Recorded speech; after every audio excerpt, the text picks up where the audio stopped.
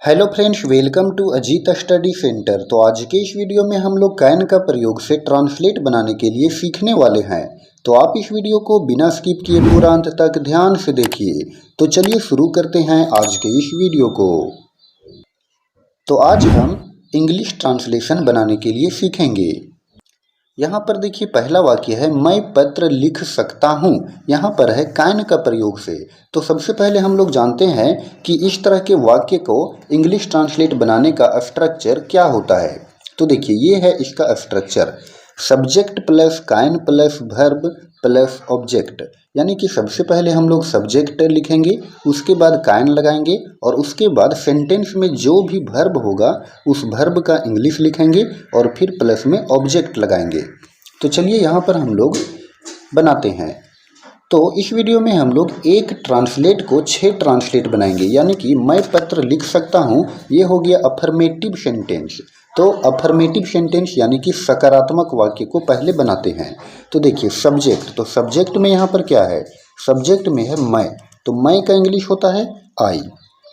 उसके बाद प्रयोग करेंगे कैन का, तो यहाँ पर लगा दिए कैन।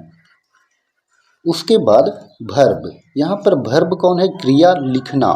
लिखना यहाँ पर क्रिया है, तो लिखना का इंग्लिश क्या होगा, राइट। उसके बाद ऑब्जेक्ट, तो ऑब्जेक्ट में है पत्र, तो पत्र का इंग्लिश क्या होगा, लेटर। और लेटर जो ऑब्जेक्ट में है उसके पहले हम लोग यहाँ पर एक आर्टिकल लगा देंगे, यानी कि यह लगा देंगे। और उसके बाद हम लोग लिखेंगे ऑब्जेक्ट का इंग्लिश। ऑब्जेक्ट में है पत्र, तो पत्र का इंग्लिश लेटर।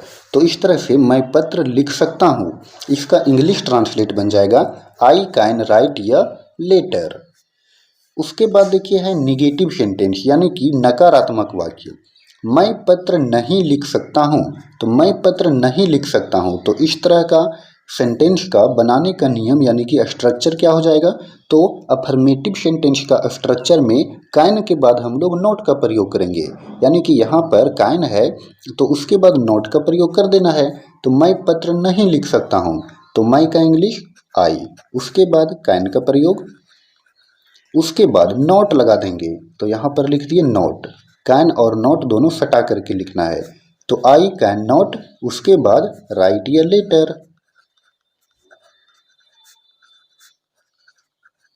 तो इस तरह से निगेटिव सेंटेंस रेडी हो गया। मैं पत्र नहीं लिख सकता हूँ, इसका इंग्लिश ट्रांसलेट होगा I cannot write a letter. आगे है इंट्रोगेटिव सेंटेंस, यानी कि प्रश्नवाचक वाक्य।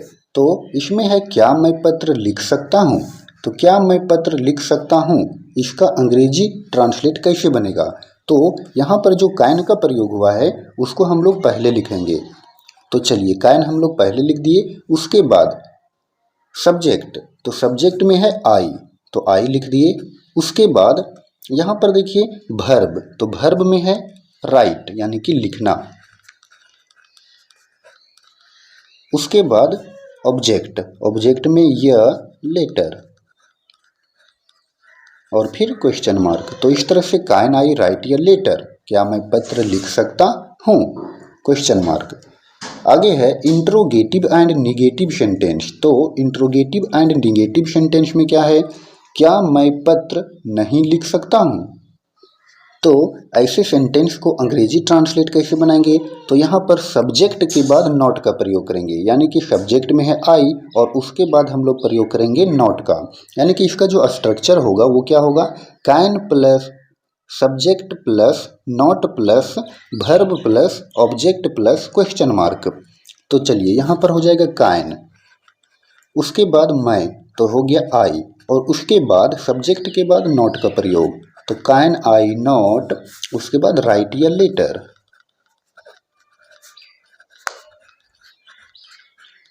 और फिर क्वेश्चन मार्क। तो इस तरह से क्या मैं पत्र नहीं लिख सकता हूँ, इसका इंग्लिश ट्रांसलेट बन गया can I not write a letter. आगे है WH इंट्रोगेटिव सेंटेंस। तो WH इंट्रोगेटिव सेंटेंस में है मैं पत्र क्यों लिख सकता हूँ, यानी कि ऐसे प्रश्न में हमेशा क्वेश्चन अराइज होता है।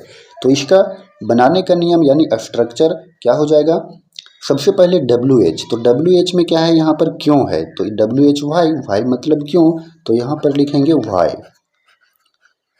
उसके बाद यहाँ पर प्रयोग होगा कैन का, तो WH प्लस कैन। उसके बाद आता है सब्जेक्ट, तो सब्जेक्ट में है मैं, यानी कि मैं का इंग्लिश आई। उसके बाद भर्ब, तो भर्ब यहाँ पर है लिखना, तो लिखना का इंग्लिश राइट। और उसके बाद ऑब्जेक्ट, तो ऑब्जेक्ट में य लेटर। और फिर क्वेश्चन मार्क।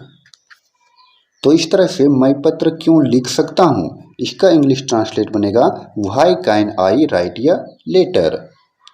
नेक्स्ट है मैं पत्र क्यों नहीं लिख सकता हूँ।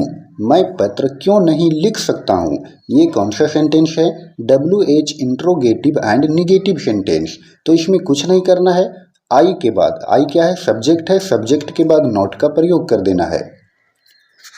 तो ये हो जाएगा why can I, I subject है, यहाँ पर नॉट का प्रयोग करेंगे, तो why can I not right या लेटर।